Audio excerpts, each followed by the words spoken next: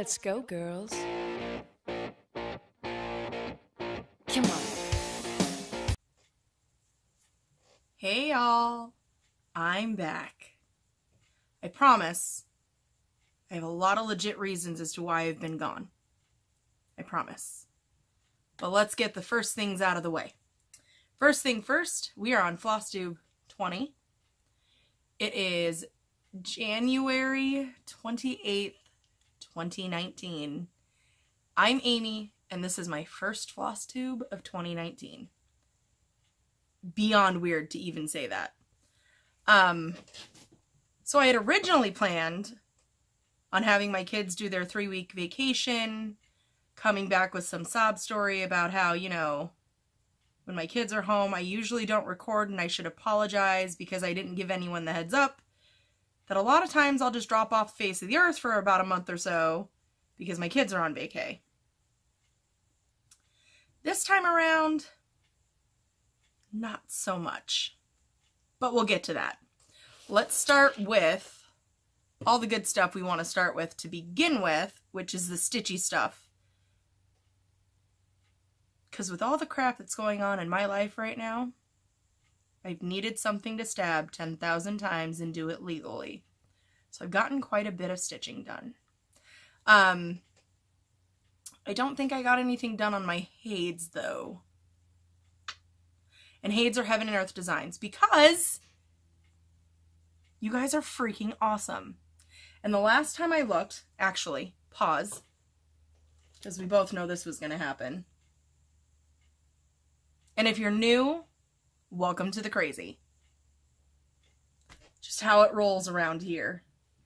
Nothing is wanting to cooperate today, technology-wise. I think all of my technology today is sleeping. I'm not quite sure what's happening. Okay, let's go here. Let's go here. Because I have 848 subscribers. Because you guys are freaking awesome. I'm on FlossTube 20, and 20 videos ago, I had less than 620-ish. So, thank you for all of you who have stuck beside me, who have joined all of the crazy journeys that I've done along the 4 years that I've been on YouTube, and for all of the new ones that are just dropping in. I appreciate you, and I hope that you guys stick around and hang out and enjoy the random and crazy, because that's what we do on this channel. So, this is one that I get asked out about a lot, which is Santa's house. And I am sad to say, no, she is not finished. But she's close. She's super close. These 3 rooms are all done. This one, and that one. You guys are so far away today. Let's see if we can remedy that without dropping a bunch of crap off my desk. Because that's how we roll. Okay. I have back stitching to do in this room. I have Santa's room to finish. I've got, I think, his coat and his hat and back stitching to finish on that. And then I have the little houses on this side and this side that need to be finished. A couple of trees. And I'm hoping for a finish. By golly, Miss Molly, this is going to be done before next Christmas. That's my goal. So, and another thing you'll learn about me, for those who are new, if I set a goal, I usually don't meet it. Because we all know, those who know me, I'm a rebel. So I thought about doing the whole Stitch 9 and choosing 9 projects, which wouldn't be too hard, I don't think, because I'm not quite sure I have much more than 9 projects. The ones that you want to finish before the end of the year. I don't do well under that kind of pressure. So I just don't. I'll just stitch on whatever I'm going to stitch on. This one is the Mythical Medieval Sal. Did I get it right?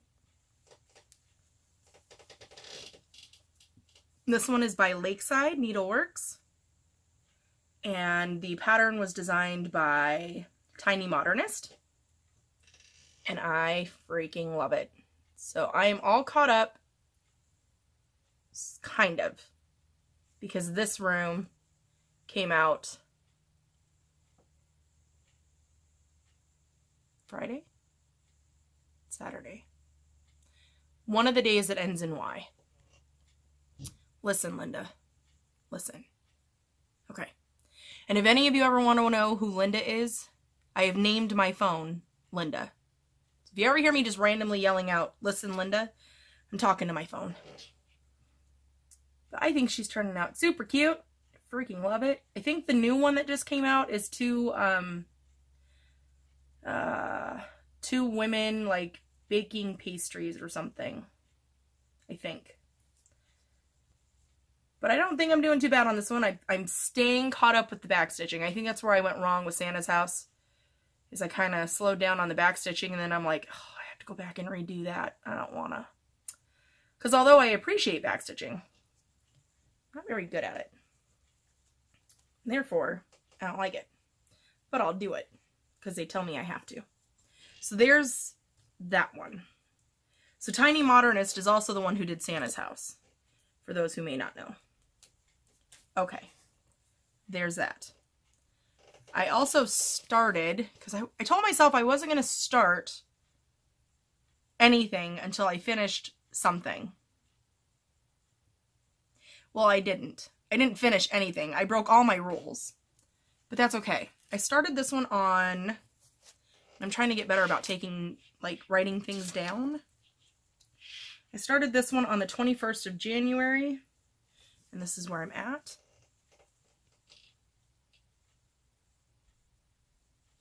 And my needle minder is from Jennifer Upton. I love it. It's my first and only, minus the little donut that I made. But I started that one on the 21st of January, and that one is, I'm super excited about it. It's Lizzie Kate, A Good Marriage, which I hunted this one down because I panicked when we all thought Lizzie Kate was done. So this one's a lot of firsts for me. It's my very first Lizzie Kate pattern. It's my very first color in cotton fabric. It's my very first color in cotton threads, which are here, here, and here. So all the words are in color and cotton threads. And if they're in color and cotton threads, that means I converted. Because I never thought I would do that. I'm such a little chicken crap that converting was not my thing. I didn't think it would be anyway. And the hubby's the one who picked them out. So technically this is his color conversion. So I'm very excited about that. I think I have one more row of words here. And then here, I'm trying to read backwards. You're never. I have 3 more rows of words going this way. So, and then the fabric is color and cotton chai, 18 count Aida. And I freaking love it. The little motifs though are the called fors. Because I bought this as a kit. So I have all the threads and stuff that came with the kit. I just switched out the ones for the words. Because it just seemed a little too, I don't know. I don't want to say prim because I don't know if that's the proper term. But I really like the bright colors. I think the hubby did a good job picking them out, not even knowing what he was picking them out for. Because I got my first color and threads of the month. And I'm doing the 10 pack or whatever it's called. And I told him to just pick out 3 of his favorites. And he picked these 3 out. And I went, perfect, we'll go with these. So this is what we went with. So there's that. And then, because Bendy Stitchy said so, I have a finish. I have a start and a finish. And if I could just... So you are my density. I mean, you are my destiny. And this is by the Witchy Stitcher on Etsy. And Michelle was doing the Michael J. Fox Foundation for the month of January.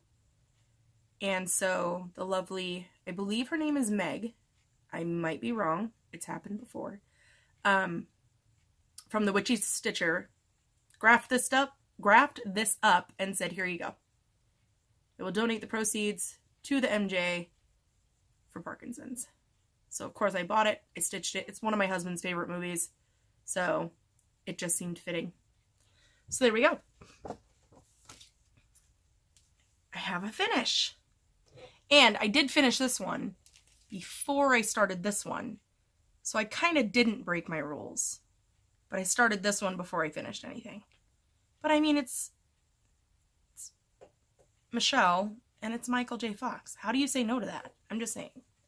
Just throwing that out there. So there's those. Then, if we all remember, my magical number for the year of 2019 is 52. Because ornaments. Okay, so keep in mind, January, technically right about this time of year, I'm celebrating my first year as a cross-stitcher.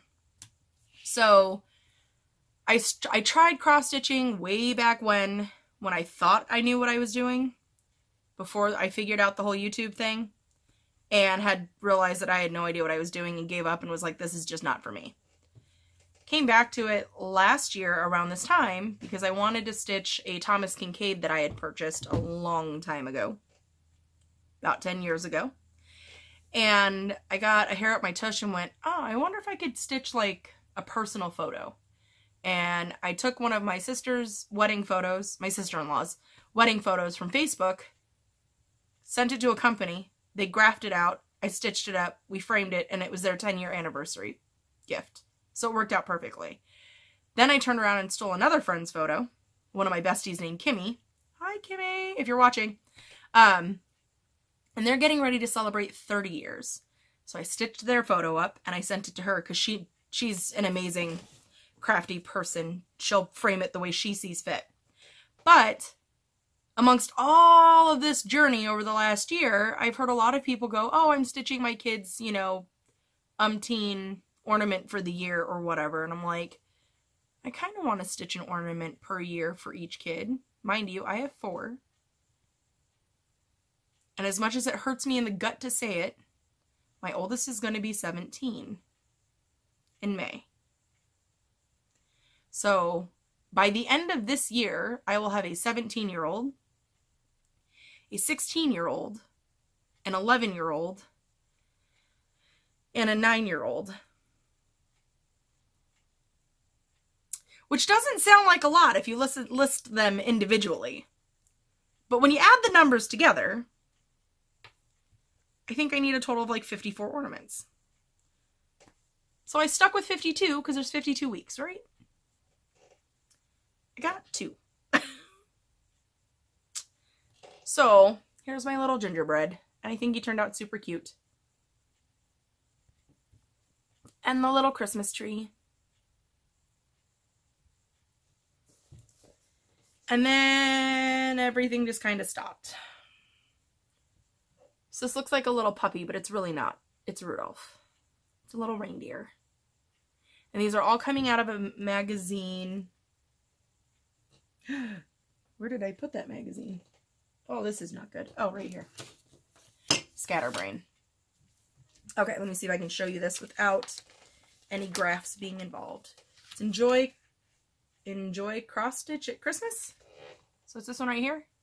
And it came with a little kit to where you could do like these little ornaments right here. And then cards. So this is the kit that I got that comes with it. So I'm using all the flosses to do all the ornaments. It came with a little piece of, I think it's 14 count Ada. I'm like 99% sure it's 14 count. And that was enough to be able to do these 2. So I was caught up. And these 2. So I have the, oh. I have all my extra little bits back here because I was trying not to lose them. Okay. I'll just toss those in there. Anyways. And then this one is the top of... How smart can I be today?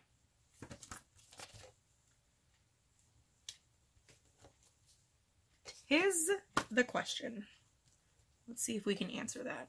Okay, if I just do this and this. So there is the reindeer. And there is the treat. Little pastry. Can you focus, Linda? Not today? Alright, you know what? It's fine. It's fine. What else? So, I'm doing a lot of ornaments out of this one alone. So, 52 is my magical number. I don't know if I'm going to make it, y'all. I don't know if I'm going to make it. But, they're all going into this cute little bag. These two are not done, so let me fold those up and put those on one side. And these two are done, so let me put those on the other side so I don't get them confused. In this little bag right here that I happened to find at CVS in their makeup department, which I thought was super cute. So that is enough space to hold all of the ornament stuff. Sorry for the close-up. Okay, there we go. And then I'm missing something. I'm always missing something, aren't I? Oh, yes. I remember now. This guy. So my aunt, for Christmas, it's actually Jason's aunt. I just claim his whole family. She asked everybody what I would like for Christmas, and everybody pretty much told her she's really into cross stitch right now. So she went on to Amazon and she found this. And this is the information. I'm hoping that's reading correctly. Moohoo cross stitch number QAZ0215. I don't know if that'll help anybody find the pattern, but it literally came as the whole kit. So I got the pattern. I got, put this back in here. Maybe. Oh, cheese and crackers. There we go. Okay. So you get the kit. I'll do a quick flash. You get the pattern. You get a little plastic project holder thing to hold all your stuff in. You get floss cards. Extra DMCs that you're going to need. And it is DMCs, which is nice. It's not one of the weird, whoa, sorry for the reflections. There we go. Not some weird, like, off-brand name thing. And I did start it on Christmas, and I pretty much ended it on Christmas. Crazily enough, they hand grid that for you. They use that blue pen that I have lost somewhere in this craft room, and they hand grid that for you. So it goes this way, actually. And don't mind my threads hanging there. I literally started on Christmas and just kind of, I just needed something brain numbing at this point, because I didn't want to start anything new. But there you go. So there's that. So I did start that. Like I said, I think I made a little bit of progress on both of my Hades, but not enough to really remember where I left off and where I had picked back up.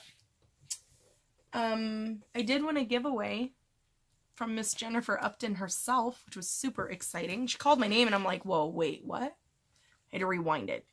She just say what I think she said.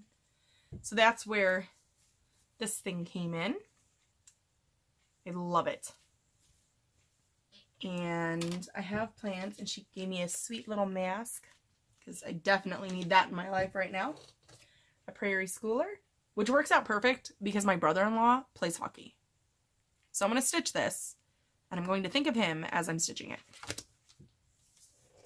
And cute festive bear, which, ta-da, another ornament. I don't know how big it is. 51 by 40 high. That's an ornament, right? I can make that into an ornament. These two, which I was super excited about. My first hands-on designs. My first prairie schooler. It's a lot of firsts for me, people. Those are ads that were mine. Sweet treats, which I also plan, there's a few in there that I plan on pulling out and making in ornaments. Which I think that one's super cute. It's for, you put it on like a cookbook, I think. So, that's awesome. And this one, as you can see, I have it tabbed all over the place. So this is a really cute stocking, but I'm going to pull them apart and make them into ornaments. If that makes sense. And then this calendar, which I love and find funny. I think I bought the same magazine she did. Because I think I have this calendar. Which is totally fine, because then I can use it in a giveaway. Or if somebody wants it. I don't know. We'll see what happens. All the exciting things. Man, 2019, I was supposed to be starting my Cray Cray Fridays, where I just craft whatever it is that I'm crafting at the moment, and we work on it together, whether it's keef or scissor fobs, or stitching, or diamond painting, or whatever it is that I'm in the mood for that day, because I'm random. And I never know what I'm doing. So, do I have anything in here that I was working on? I stitched on a lot, people. I stitched on quite a bit. I don't think so. No, I don't think so. I think we're good there. I did, however, get fabric. It's up there. It's one of the really big ones. Thanks, Zakia. I found it at the Hobby Lobbies. And I'm going to do not soon. Maybe. I say not soon, but I've been itching and dying to do it and get it started because I want to see what it looks like. And it is this one. Called Be Mine. So it's printed in black and white, and I thought it was a black and white photo, which I was totally cool with. And then I was doing when Joann's had their sale or whatever, the hubs told me to go ahead and kit some stuff up. So I went to go kit some stuff up, and I realized there are a lot of fantastic colors in that one. So I'm dying to see it. Because that one is going to be one of those, it's kind of a surprise come to life type deals, because I don't know what it's supposed to look like. And I'm not going to look it up and cheat either. I'm just going to let it come to life and do its thing. Okay, I haven't done any diamond painting. I feel horrible saying that. I have my Dragonkin diamond painting over there. You can't see me point. That was rude. She's over there somewhere, because I don't know where I'm pointing, and neither do you, because you can't see her. And I plan on cleaning up my desk, and how many of you just laughed right now? Okay. Cleaning up my desk and moving that big end back over here so I can start diamond painting again. And I want to get this guy finished. That's on my list of to-dos. I need to get 2 ornaments finished in... Don't get cray-cray. Okay. In 4 days in order to stay caught up. Let's be real. That's not happening. What else?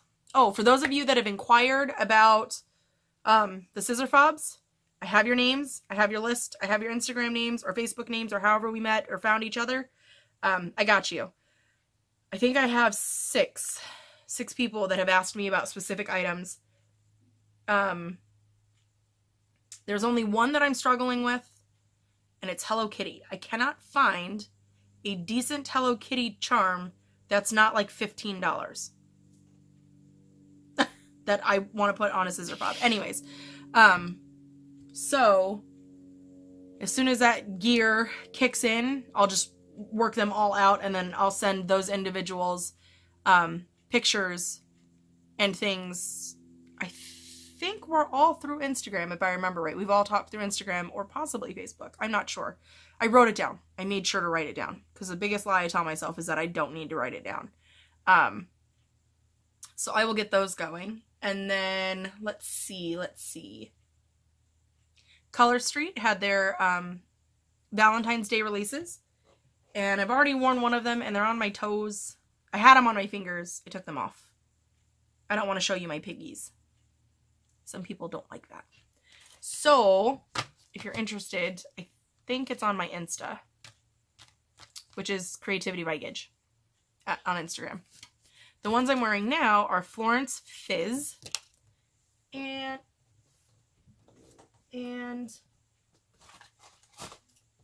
my little assistant is gone. I don't know where my light pad went. No? That's interesting. I don't know where my light pad is. What color are you? Will you work? Kinda, sorta. Zakia, focus. No? Not even if I put words in there? Listen. Listen, Linda. There we go. Now, can I slowly remove these so that the hubby has a place to put a name? There. So Florence Fizz, that's what I'm wearing this week. I've had them on for about a week. So it's time for them to go soon. And refocus, Linda. Perfect. My next set, which I'm going to share with the Little Miss Scarlet, is going to be Work of Fine Heart, which is this one. Whoa, the glare. I think those are super cute with the ombre. So there's that. And then in case, for some reason, I'm not back, I'm hoping to get back to my weeklies, because this is really nerve-wracking. Trying to come back after being gone for a month and a half, and these are the next ones. There we go. And I think those are super cute. Perfect. Okay, so there's those. Got you up to date for the ones that are going on next, and then the week after, just in case. But I've seen the St. Patty ones that are coming out. Those are super cute. My VIPs are going to see them first. So if you're not a VIP yet on Facebook, come join us. It's super simple. It's Creativity by Gidge Nails. Ta-da! Simple. So there's that. My plans are to stitch on whatever the heck I feel like stitching on right now, just because I need to stab something. I think those are my plans. I do want to get back to my Hades, though. I feel really bad because they've been pretty neglected. Pretty neglected. I do want to finish this one first, because I'm so close, and I need to get an ornament done. I need to get 2 of them done. I'm already 2 weeks behind, people. Because that's how it happens. Okay. I think that's it. I'm going to stop this recording. I'll have the hubby do a fancy whoosh whoosh thing. And then I'll be right back for the life update so I can explain where the heck I've been for the last month and a half. Almost 2. That's kind of crazy. All right. See you guys in a bit.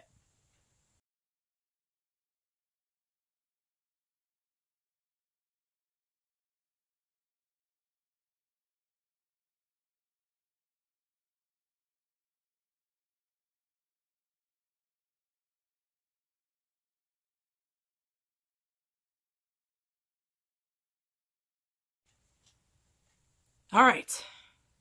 Kind of a part 2. You guys ready? Oh, where to begin? So, grab a cup of your favorite drink. Grab your tissues if you need them. I have my vape for the just in case, so if you guys see me vape on this video, not gonna apologize, it's just who I am. So let's go back to Christmas. We had a good Christmas. And on the 29th of December, my hubby and I were cooking dinner and making potato soup for the kids. And before I keep going, I kind of feel in my heart that it's very important that I let people know off the bat before you continue with my life update that there may be some triggers here. I almost lost my mom, which thankfully we're turning it around, so there's a spoiler alert. And one of my children attempted suicide.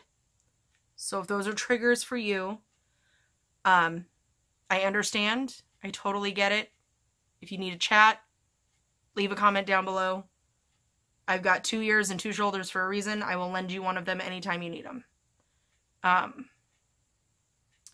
try not to get too choked up.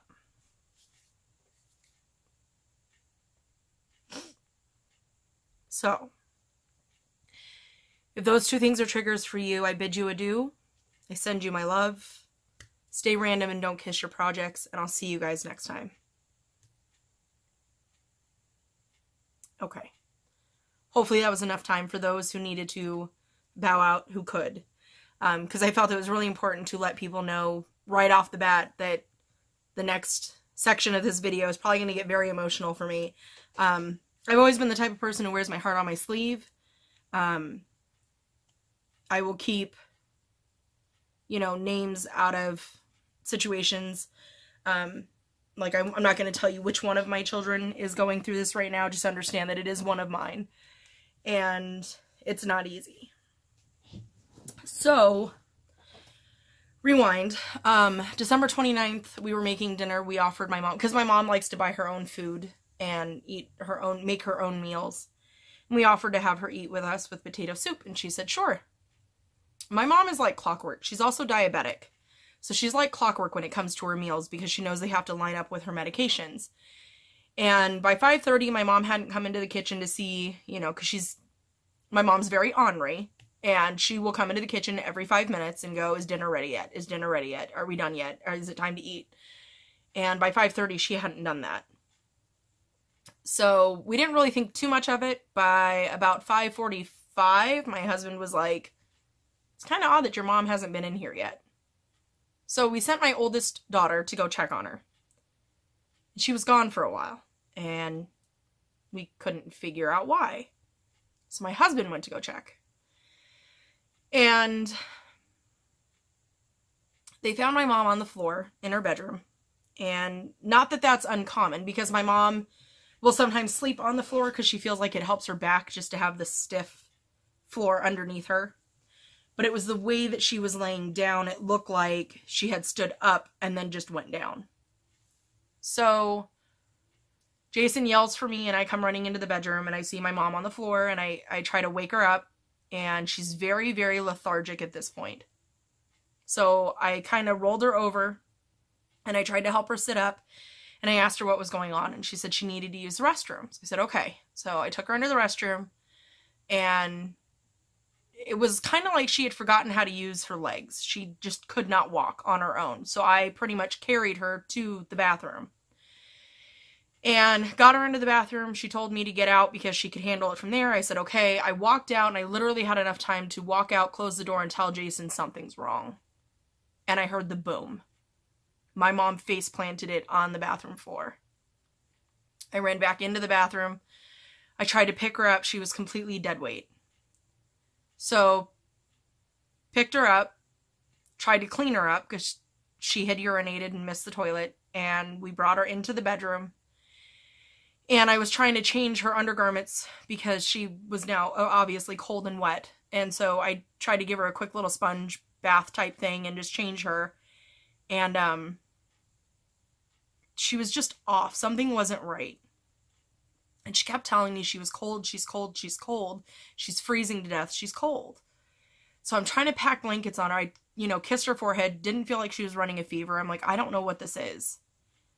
And when I went to pull her pants up on her legs, her feet felt like she had her legs stuck in ice buckets. And I just looked at my husband and I said, it's her heart. Now, retract back to 2009, my mom had had a heart attack, and they put in a defibrillator. And we thought, we're fine. And something just told me in my gut, it's her heart. Something's not right. She's having a heart attack. Something is going on. So we picked her up. My husband, cradled her, picked her up like a baby, took her to the van. We drove to the hospital. By the time we got to the hospital, they told us that she was running a fever of 102. And that's probably why she felt so cold. But I didn't understand because she didn't feel warm to the touch to me at all. So we finally get into the back and they get her checked up, and they said it was a UTI. And that's what was causing her fever, and that they think it went septic. Okay. So we're going through, and I had informed them of her heart problems in the past and everything else, and let them know what was going on, her past history, and so they ran an EKG. They said everything looked normal, she looks fine, it's got to be the UTI, it went septic, and that's what's making her lethargic, the fact that she's running a fever, blah, blah, blah. So I leave her there overnight, thinking, okay, it's just a UTI, thank God, because it's not her heart. And something just kept nagging at me, and I just kept telling Jason, it's her heart. Something's wrong. She's had a heart attack. Something's happening.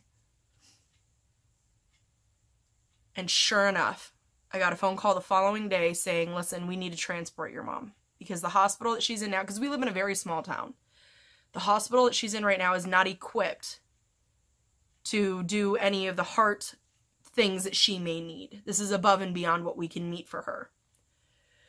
So she was then transported to a hospital called Banner Baywood, I think. And they took her in. And they were checking and everything else. And they're like, yeah, between the time she was brought to us for the UTI diagnosis and now, she's had a heart attack. I said, okay. I kind of mentally had prepared myself for the heart attack. I was not mentally prepared for anything that came after.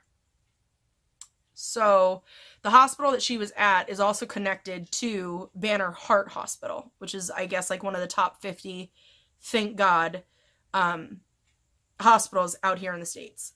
So she was there for about, I don't know, 4 or 5 days, I would say.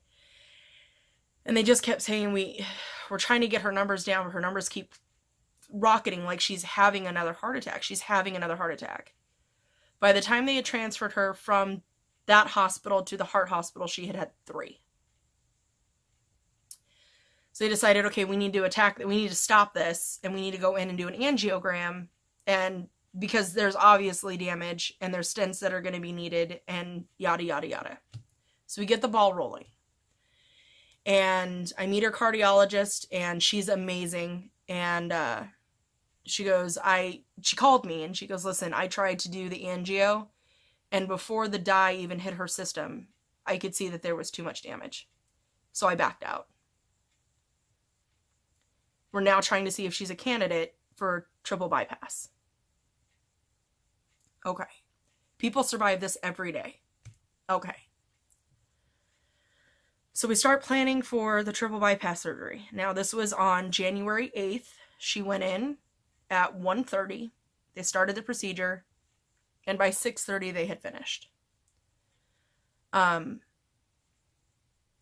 Unfortunately at that time not unfortunately, but unfortunately at that time I was also at town hall because my son had won Student of the Month and was receiving a medal for it. So I missed the call. The voicemail I received was, hey, this is Dr. So-and-so. I just wanted to let you know how your mom's surgery went. And then the phone went silent.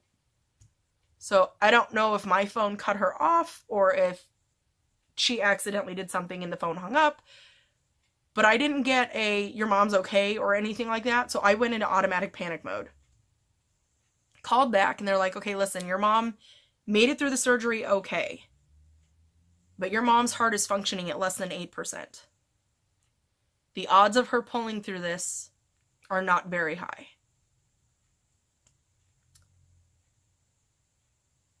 So, my mom's and my relationship growing up we've never been close. I've always been her parent. So, I always joke about my mom being my oldest child, but in actuality, that's not a joke. She is literally my oldest child. She's not very well educated. And that's okay. It is what it is. But she has literally depended on me my entire life for everything. So that happened on Tuesday, the 8th of January. She was in critical condition. Thursday night, one of my children attempted suicide. And Friday morning, I was contacted by the school psychologist because thankfully this child was willing enough to ask for help. They were then taken to a behavioral facility, and that was on Friday the 11th, and they are still there today.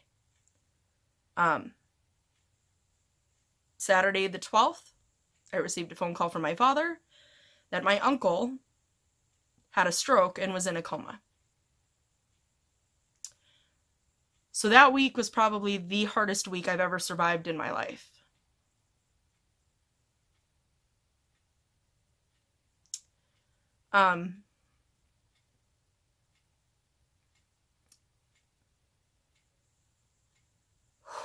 So we went through the whole conversation of, does your mom want to be kept alive with machines? Or do we need to take her to a facility and start talking about pulling plugs? What do we do? Now, my mom and my dad have been split up for 19 years now, and I actually called my dad.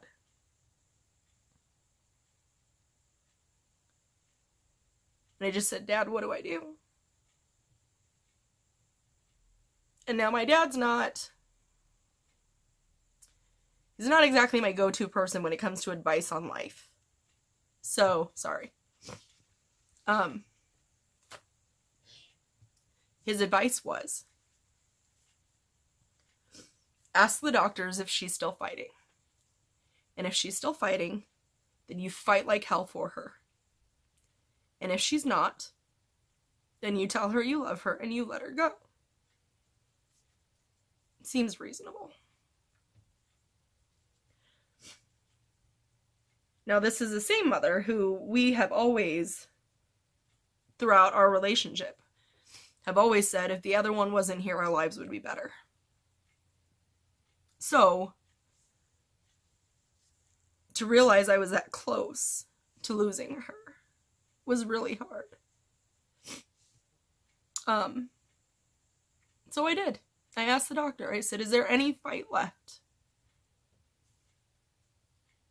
And the doctor looked at me and said, 9 out of 10 people who go through what your mother has gone through, their kidneys will shut down. And once their kidneys start shutting down, all hell breaks loose. And anything can happen at that point. But with your mom being on the umpteen medications that she's been on, her kidneys have not failed. Which is odd, especially with her being a diabetic. So I took that as a sign that my mom is still fighting like hell to survive. So when the cardiologist called me and said, listen, we can't get your mom's heart to go above 10%. Do you think your mom would be okay if we put in this machine called the Impella, which will go into her left ventricle, and it'll pretty much do the work of the left ventricle for her? It's a temporary fix. It's to kind of help the heart muscles just kind of relax and take a little vacation so that they can get stronger. I said, Doc, if she's fighting, I'm going to fight too. Do it. Absolutely, 100% do it. So this machine is only supposed to be in for about 2 to 3 days, and my mom had it in for 5. And there was no improvement. So I thought, okay, when they take this machine out, I'm going to say goodbye. And I'm going to be okay with it.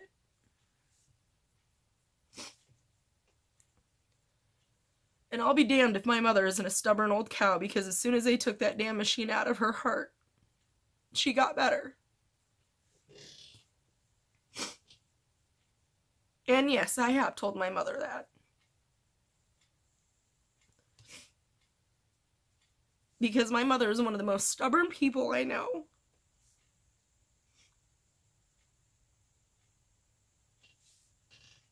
So her heart started to get just a tad bit stronger.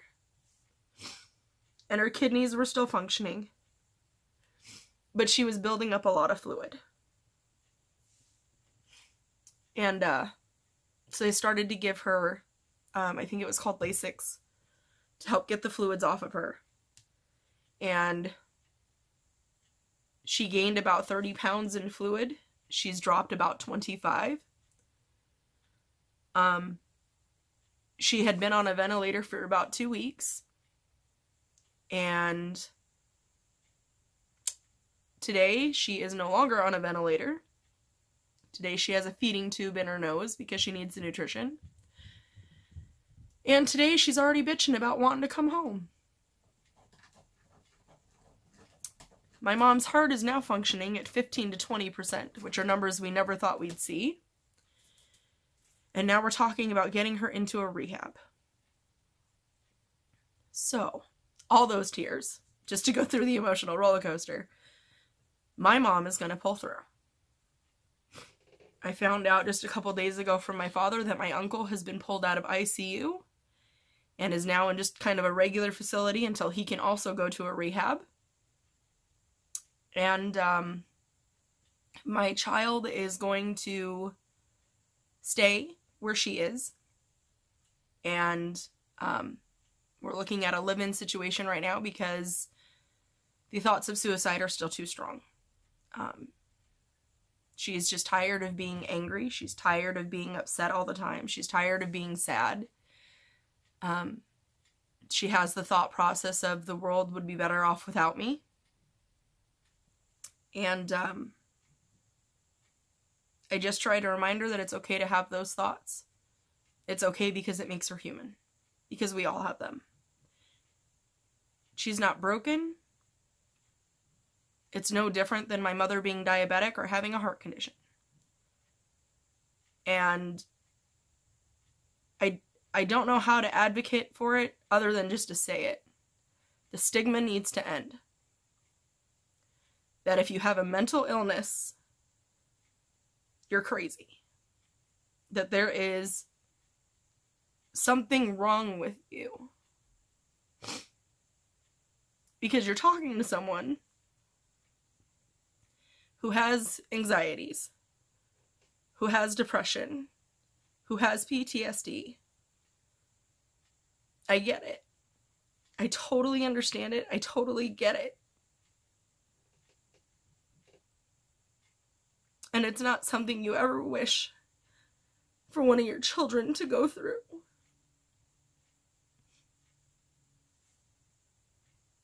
But because of the stigma that is around those diseases, my daughter thinks she's crazy. She thinks she's broken.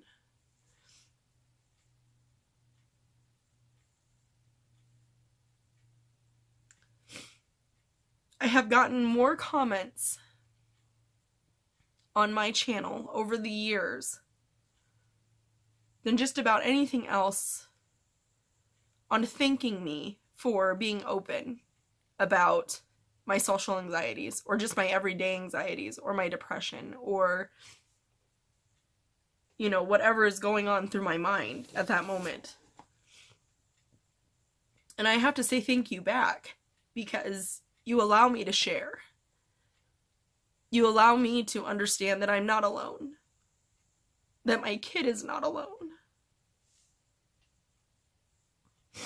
That it's okay to put up these kind of videos every once in a while to get that stigma out of there. That because I have anxiety, because I have depression, it doesn't make me any less normal than someone who doesn't face them. It doesn't make me any less human than someone who has diabetes or who has a heart condition or who has high blood pressure. It doesn't make me any different. I just have a different disease. And just like my disease, it can take my life. Just like having high blood pressure can. Just like being diabetic can. Just like triple bypass surgery can. They're all internal. And they're not anything that you see. And so I try to raise my children to be kind. Because you never know what battle somebody else is facing. And although you don't face the same battles, you never know. You never know if something that you said or something that you did was the cherry on the top of that person's avalanche. I say this because the night before my child attempted suicide, her and I got into a really big argument and a really big fight. And I know, logically, I can't blame myself. But a part of me tells myself, you weren't kind. You weren't nice. And you didn't even see what battle she was fighting. And you left her all alone. So, the whole point of me sharing all of this is, one, to let you know where I've been for the last month and a half to 2 months. And to let you know that the stigma needs to stop. And I know that all of you will agree with me, because a lot of you have come to me and said, I get it. I totally understand. I understand feeling like you're a bad mom because sitting in a corner by yourself cross-stitching is much easier to deal with than sitting down and watching a movie with your child. I have to find ways to fix that, but feeling guilt is not one of them. I'm very open and honest with my children when it comes to my depression and my anxieties. So all of my children know if I'm having a bad day. My children will understand it, and they will just let me sit, and they will let me, veg out on TV, or they'll sit in this little chair that's sitting right here next to me, and they'll come in here and watch, TV with me and not say a word, just because they know my anxieties are high.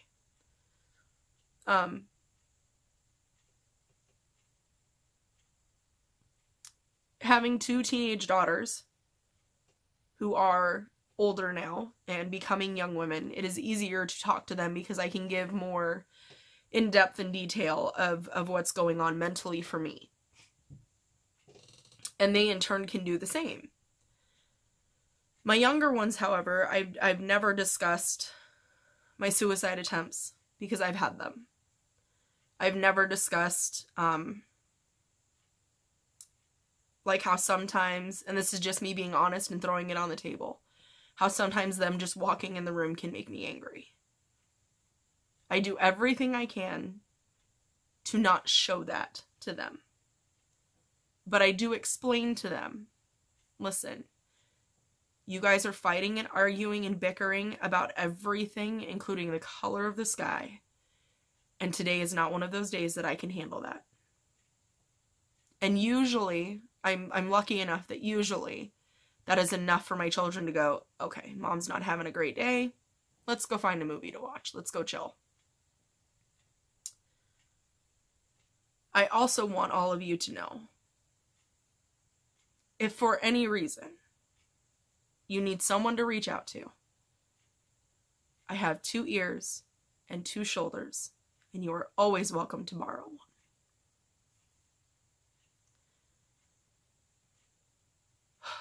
So through all of that, and I hope I didn't make anybody else blubber like a baby like I did, I do want to tell you all that I love you. I appreciate your support. The fact that you guys took time out of your day to drop me a note and go, hey, are you okay? What's going on? Here's the update. My mom is doing well. I just got a phone call before I did this video about checking into different rehabs that will work for her. My uncle is doing well. He's still in the hospital from what I understand. That was the last update we got. He's still in the hospital, but he's doing well. He's awake. And my daughter is getting the help that she needs. It is above my pay grade, and therefore I need to reach out and get help too. So, on that note, I will bid you guys adieu, stay random, and don't kiss your projects. I'll see you guys next time.